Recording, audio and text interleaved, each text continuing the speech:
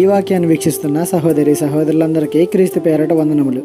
ఈరోజు వాక్యం ద్వారా దేవుడు మనతో చెప్తున్న మాట, బలము కంటే జ్ఞానము శ్రేష్టమే గాని భేదవారి జ్ఞానము తృణీకరింపబడును. ప్రసంగి గ్రంథము 9వ అధ్యాయము 16వ వచనము.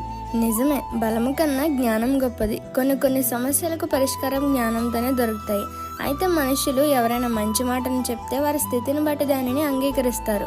జ్ఞానం చాలా అమూల్యమైనది. అది ఎవరి నుండైనా వస్తుంది. దానిని మనం గౌరవించాలి తప్ప స్థితిని బట్టి కేర్లెస్గా ఉండకూడదు. ఒక్కోసారి నీ సమస్యకు నీకన్నా చిన్నవారి నుండి లేదా తక్కువ స్థాయి వారి నుండి వచ్చే ఆలోచనలు సహాయపడతాయి. వారు చెప్పేది నేనెందుకు చేయాలి అని మూర్ఖంగా వెళ్తే నష్టపోయేది నీవే. కాబట్టి మనం ఇతరులలో చూడాల్సింది స్థాయిని కాదు, ఇంకోటేదో కాదు. మనకు సహాయపడే వారి జ్ఞానాన్ని చూడాలి. స్థాయిని కాదు, జ్ఞానాన్ని గౌరవించాలని మర్చిపోకండి. ఈ చిన్న సువార్త పరిచర్యలో మీ సహోదరులు. God bless you. ఆమెన్.